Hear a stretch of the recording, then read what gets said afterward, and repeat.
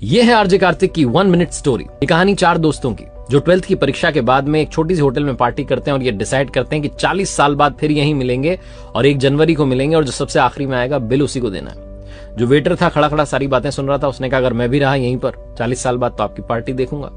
40 साल बाद पहला दोस्त पहुंचता है उस होटल में जो कि 5 स्टार होटल बन चुकी थी। वो वेटर मालिक बन चुका था।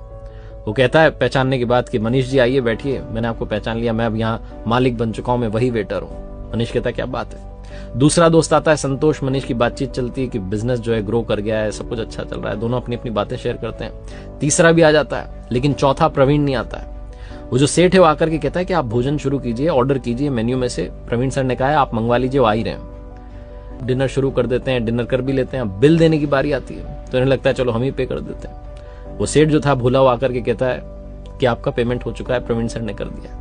भारी मन से उठ करके जाने लगे कि चौथे दोस्त से मिलना नहीं हुआ। तभी एक सरकारी गाड़ी आती है, एक बंदा उसमें से उतरता है और लड़का आकर के तीनों को प्रणाम करके कहता है नमस्ते अंकल, मेरे पिताजी टीचर बन गए थे, मुझे कलेक्टर बनने के काबिल कर दिया और वो 1 महीने पहले ये दुनिया छोड़कर चले गए। उन्होंने मुझसे कहा था कि जब वो तीनों पार्टी खत्म कर दें उसके बाद जाना और पेमेंट वगैरह कर देना। पिताजी अब इस दुनिया में नहीं है। ये तीनों रियलाइज करते हैं कि 40 साल बाद क्यों मिले, 40 दिन बाद ही मिल लेते।